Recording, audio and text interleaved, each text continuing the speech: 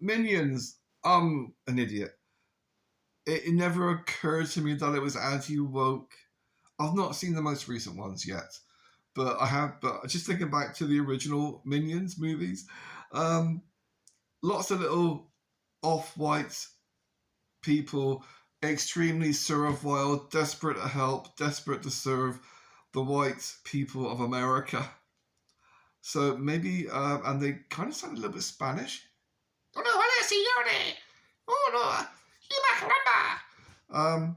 So minions are actually Mexicans.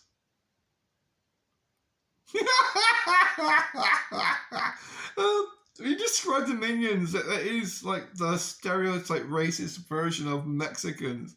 You know, lots of little people desperate to serve the white rich people of America, all wearing the same clothing, speaking their own little language.